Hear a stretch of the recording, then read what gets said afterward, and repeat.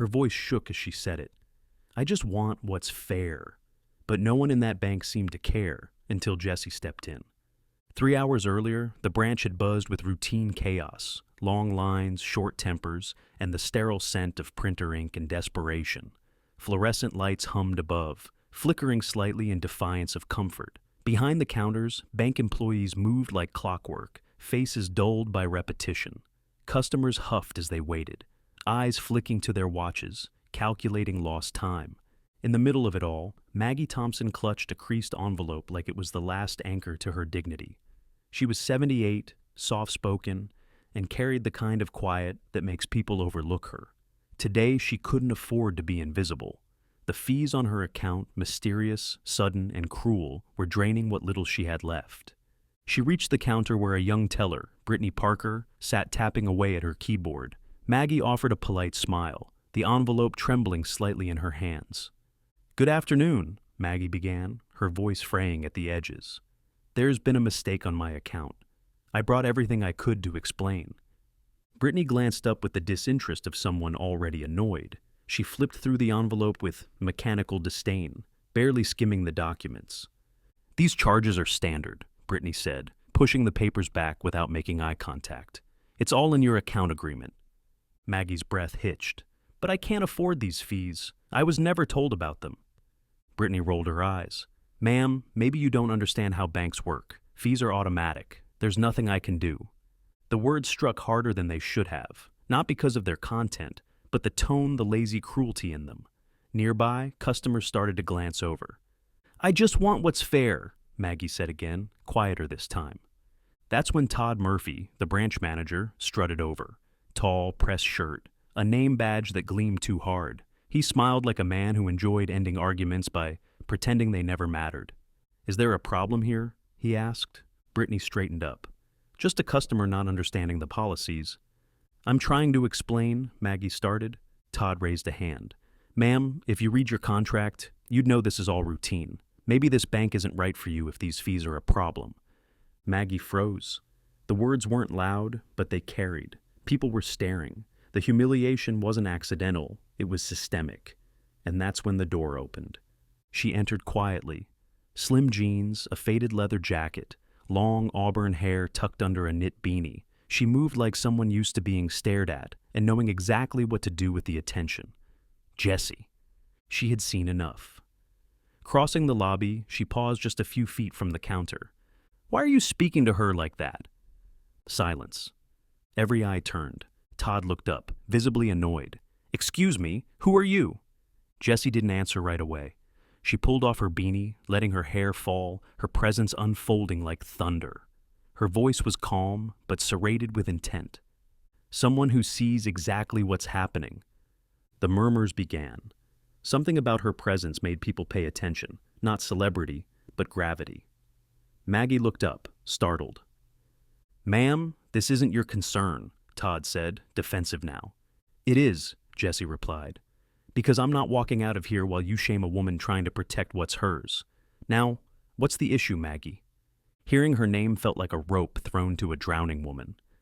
Maggie handed over the envelope. Jessy scanned the documents quickly, her brows drew together. "You tripled her maintenance fees 2 months ago. No notification, no justification." Todd stiffened. "Those are system-generated. We can't control them." "But you can waive them," Jessy said. "And you should have. Now do it." Brittany faltered. "But the guidelines." Jessy turned her gaze on her. "You think policies give you permission to ignore people?" The employees shifted. Something was changing. Customers were now openly recording with their phones. Jessy's voice cut the air. "These fees, how many others have them?" "Show me." Todd hesitated. Then, under her relentless stare, he walked to his computer. Maggie watched, barely breathing. Minutes passed. Then Todd turned, his face pale. "It's not just her, it's dozens, mostly elderly accounts. The fees were applied last quarter, automatically." Jessy's jaw tightened. "It's a pattern. You targeted vulnerable people. Whether by negligence or design, it ends today." Todd stammered. "We didn't mean—" "Intent doesn't erase impact." Jessy took out her phone and began filming. This is a bank manager admitting that their system applied exploitative charges disproportionately to elderly customers. Todd flinched. Please don't post that. We can fix it. You will, Jessy said, lowering the phone. Not just for Maggie, for every name on that list. And then you're going to report this, not sweep it under the rug. A hush fell over the bank. Then a slow wave of murmurs grew among the customers, some nodding in agreement. One older man in a trench coat approached tentatively. I think the same thing happened to me, he said quietly. Another woman joined him. Me too. I thought it was just a mistake. Jessy turned, her voice rising slightly. How many of you have been charged fees you didn't understand? Raise your hands. Dozens of hands went up. The air became electric with shared realization. This, Jessy said, motioning to the crowd, is why we speak up. Outside, someone from the crowd had already uploaded a live stream. The view count was climbing. Todd, now sweating through his shirt, turned to Brittany. Start printing the statements. I want to know every account affected. But Jessy wasn't finished. You're going to submit this incident to your regional compliance director, she said. And if you don't, I will. I've got everything I need on video. Todd nodded stiffly. And Maggie, Jessy continued, turning to the older woman beside her, is going to receive a formal written apology and a full refund today, not next week, today. Hours later, the bank issued a statement. Todd and Brittany were suspended. A full investigation launched. The affected accounts, nearly 100, were restored and reimbursed.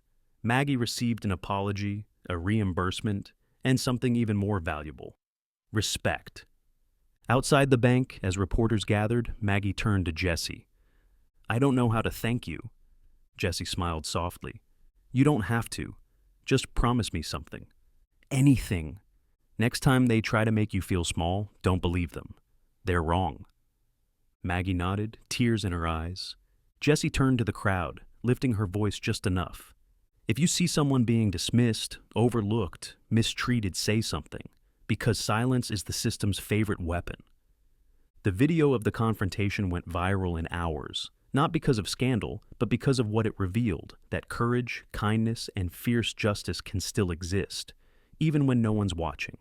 Days later, a new policy was announced across the entire banking chain: mandatory human review for all fee changes on senior accounts. Maggie's story was cited as the reason. She was invited to speak on local news, where she simply said, "Sometimes standing up is just having someone to stand with you." Jessy watched the segment from home, sipping coffee and smiling faintly. She knew there would be more battles, but today, someone had won. And sometimes, the right person does walk in at exactly the wrong moment for everyone who thinks they can get away with it.